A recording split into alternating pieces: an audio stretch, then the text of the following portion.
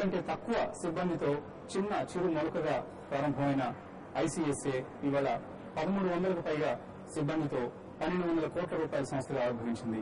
అయితే ఇన్ని విజయాలను వెనకేసుకున్నప్పటికీ అతి సాధారణంగా అదే చిరునవ్వుతో ముందుకు సాగుతున్న బాలారెడ్డి అంతరంగాన్ని తెలుసుకునే ప్రయత్నం చేద్దాం. ఆయనతో కాసేపు గడుపుదాం.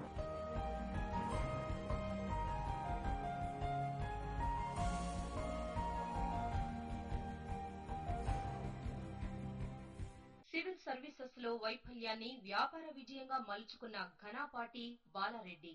ఎంఏ హిస్టరీ పూర్తి చేసిన తరువాత 3 దఫాలు సివిల్ సర్వీసెస్ పాస్ అయ్యేందుకు విఫలయత్నం చేసిన తరువాత ఒక ఫైనాన్స్ కంపెనీలో ఉద్యోగిగా కెరీర్ ప్రారంభించి అనివార్య పరిస్థితుల్లో అదే సంస్థను టేక్ ఓవర్ చేసిన బాలారెడ్డి ఆ తరువాత వెనుతిరిగి చూడలేదు. సరిగ్గా 10 ఏళ్ల క్రితం 2 కోట్ల రూపాయల టర్నోవర్ తో ఐసీఎస్ఏ సంస్థను ఓ సాదాసీదా ఐటీ సంస్థగా ప్రారంభించిన ఆయన ఆ తర్వాతి దశాబ్ద కాలంలో తమ సంస్థను ఆసియాలోనే 200వ అత్యుత్తమ కంపెనీగా తీర్చిదిద్ది సత్తా చాటుకున్నారు.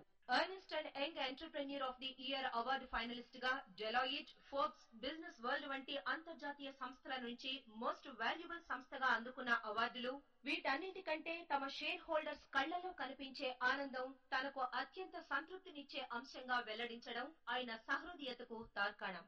ఐసీఎస్ఏతో పాటు మరో ఐటీ సంస్థ సాఫ్ట్ ప్రోని కూడా వడివడిగా అడుగులు వేయిస్తూ వేలాది మందికి ఉపాధి అవకాశాలు కల్పించే దిశగా పథకాలు రచిస్తున్న బాలారెడ్డి భవిష్యత్ ప్రణాళికలు ఆయన మాటల్లోనే విందాం.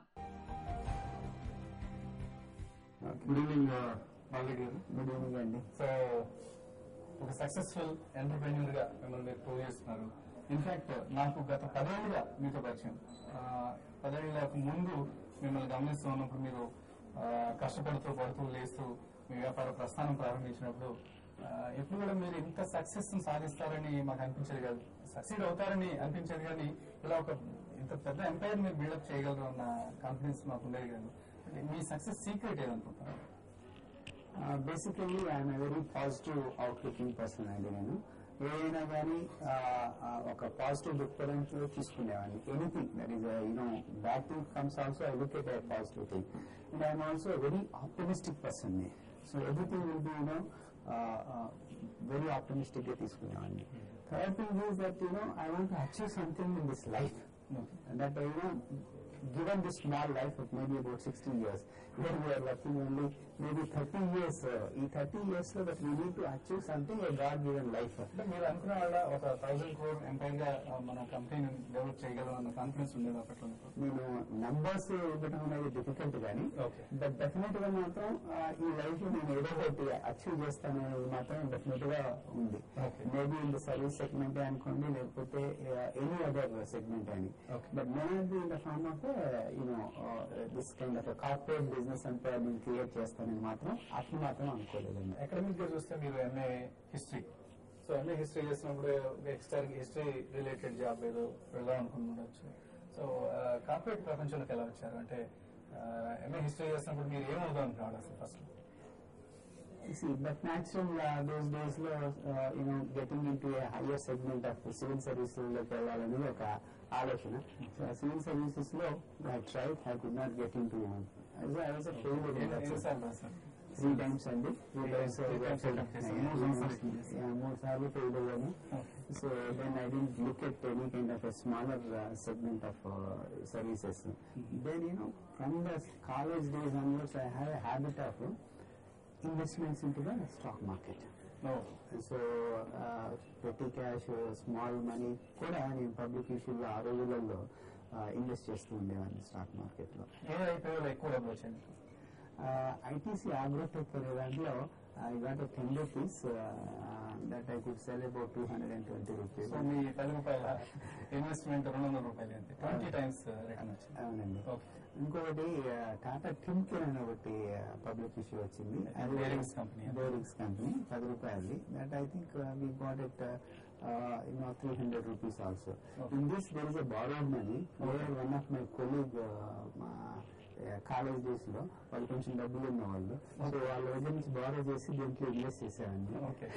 సో ఐపీఓ ఇన్వెస్టర్ గా మీరు ఒక కంపెనీని స్టార్ట్ చేయడం ఎప్పుడు జరిగింది? కంపెనీని యాక్చువల్లీ నేను స్టార్ట్ చేయలేదండి. ఈ company Auriferous finance and investment అనే company it is a listed company. In 1995 ఈ కంపెనీలో నేను జాయిన్ అయ్యాను. Post market collapse in 94 collapse అయినప్పుడు వీ హ్యావ్ మనీ అప్పుడు బాగా పోయినప్పుడు then I entered in to this. So it was a non banking finance company in that time. Yes. So Auriferous finance అనే company. So మీరు ఎంప్లాయీగా join అయ్యారు. ఏం చేసేవారండి అందులో? What was your role? It was to mobilize the deposits for that non-banking financial company. So 95 to 97 I used to deposits mobilization to the tune of about 4 crores, which is about 90% of the deposits నేను తీసుకొచ్చిన ఆ రోజుల్లో. So company మొత్తం deposit base లో 90% మీరే తీసుకొచ్చారు. అవునండి.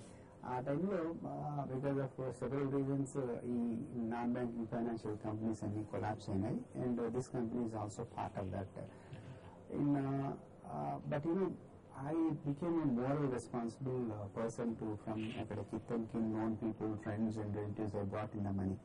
So it is my moral responsibility to stand for the occasion and then repay to all the. మీ మీద నమ్మకంతో ఆ కంపెనీలో డిపాజిట్ చేశారు కాబట్టి రీపేమెంట్ మీ బాధ్యతలో భావించారు. అవునండి. సో ఆ టైంలో దెన్ ఆ కంపెనీని నేను టేక్ ఓవర్ చేసుకోవాల్సి వచ్చింది. The purpose is only stand for the moral cause. ఆ కాజ్ మీద నేను టేక్ ఓవర్ చేశాను. దట్ టైం మాత్రం నాకేమో ఒక విజన్, ఒక ప్లాన్ మాత్రం లేదు. న్యాయం చేయాలని. అంతేనండి. సో ఒక ఎంప్లాయీగా ప్రారంభించారు, అనుకోకుండా కంపెనీ టేక్ ఓవర్ చేయాల్సి వచ్చింది ఆరిఫెరస్ ఫైనాన్స్. సో ఆరిఫెరస్ ఫైనాన్స్ తర్వాత ఎన్ఆర్ఐడి కంప్యూటర్ సాఫ్ట్వేర్ అసోసియేట్స్ గా పేరు మార్చింది. ఈ మధ్యలో పీరియడ్ లో ఏం జరిగింది? ఈ మధ్య పీరియడ్లో 98 నుంచి స్టిల్ 2000లో ఈ డిపాజిట్ అంటే డిప్లాయ్ చేసిన మనీని తీసుకురావడం, అది మళ్ళీ వెనక్కి ఇచ్చేయడం. ఈ ప్రాసెస్ లో మేము ఏం చేసామంటే we need to earn. There are some employees and ఆ వచ్చిన డబ్బులు మాత్రం we never used to use for నా పర్పసెస్ మాత్రం ఖర్చు పెట్టలేదు. దాన్ని ఏం చేసేవాళ్ళం అంటే వచ్చిన డబ్బు యాజ్ ఇట్ ఈస్ గా డిపాజిట్స్ కి ఇచ్చేవాళ్ళం. మేము సర్వైవల్ గురించి స్లోగా ఈ కాంట్రాక్ట్స్ బిజినెస్ లోకి ఎంటర్ అయ్యాము. It so happen that we have entered into ఈ sub contracting works power segment లో ఉన్న బిజినెస్ లోకి ఎంటర్ అయ్యి వీ యూస్ టు ఎర్న్ కొంచెం మనీ ఎర్న్ చేసి వీ యూస్ టు సర్వైవ్ అనమాట. పవర్ ఇండస్ట్రీ సంబంధించిన సొల్యూషన్స్ అన్ని ఇన్ హౌస్ డెవలప్ చేశాము. అవునండి. అన్ని కూడా ఇన్ హౌస్ డిజైన్ చేసి డెవలప్ చేసేసి మాకు పేటెంట్స్ కూడా ఉన్నాయి 4 ప్రోడక్ట్స్ కి. We have copyrights, we have trademarks. బేసికల్ గా ఏంటంటే I believe in the capabilities of the individuals and వాళ్ళని ఎంపవర్ చేస్తాం. So then they will be developing all the technologies. That is one. Second, నాకు already goodwill establish చేశాను. నాది legal గా responsibility కాకపోయినా డిపాజిట్స్ రీపే చేసి moral responsibility మీద zero bet చేసిన తర్వాత those investors have because lot of confidence on me. So I was in need of money. Okay. So then I went back to the same depositors. నా దగ్గర ఉన్న ఈక్విటీని 60% ఉండేది నాకు ఆ రోజుల్లో.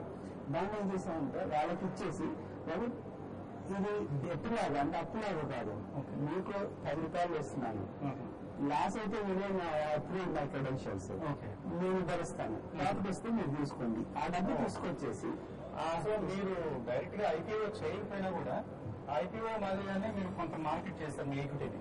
అంటే ఇది ఆల్రెడీ లిస్టెడ్ కంపెనీ ఉంది. సో ఆరిఫెరస్ ఫైనాన్స్ అప్పటికే ఒక లిస్టెడ్ కంపెనీగా ఉంది. సో మీరు ఐపీఓకి వెళ్ళకపోయినప్పటికీ కూడా ఆల్రెడీ షేర్ హోల్డర్స్ ఉన్నారు, మీ దగ్గర మెజారిటీ స్టేక్ ఉంది. సో ఈ స్టేక్ ని మీరేమైనా వాడుకోగలిగారు? దీన్ని ఏం చేశానంటే 60% ఉన్న నా స్టేక్ ని నేను 17% దాకా మార్కెట్ లో అమ్మాను. ఎక్కడి నుంచి 4 రూపాయలు 10 రూపాయల షేర్ 4 రూపాయల దగ్గర నుంచి అప్పు 30 రూపాయల దాకా నేను అమ్ముకుంటూ వచ్చాను. ఆ వచ్చిన డబ్బుని అమ్మడానికి కారణం ఏంటంటే ఆ రోజుల్లో నాకు బ్యాలెన్స్ షీట్ లేదు, అప్పు ఇచ్చేవాళ్ళు లేరు, అంటే ఇన్స్టిట్యూషన్స్ నుంచి ఈక్విటీ రైట్ చేయలేదు, ఎందుకంటే నా క్రెడెన్షియల్స్ ప్రూవ్ చేయలేదు నా బిజినెస్ లో. సో నాకున్న ఓన్లీ ఆపర్చునిటీ అండ్ ఇంత గుడ్ విల్ ఉన్న ఎగ్జిస్టింగ్ అప్పులు ఏదైతే కీప్ చేశానో వాళ్ళకే నేను షేర్ ఇచ్చేసి వాళ్ళ దగ్గర నుంచి డబ్బులు తీసుకొచ్చాను. అప్పుగా కాకుండా ఈ ₹4 స్టార్టింగ్ లో ఇచ్చిన వాళ్ళకి తగ్గితే నేను రెస్పాన్సిబుల్, పెరిగితే మీరే డబ్బులు అని చెప్పాను. ఆ విధంగా నేను డబ్బులు రైజ్ చేశాను. ఆ రోజుల్లో నేను దాదాపు ఒక ₹4 కోట్ల నేను రైజ్ చేయగలిగాను.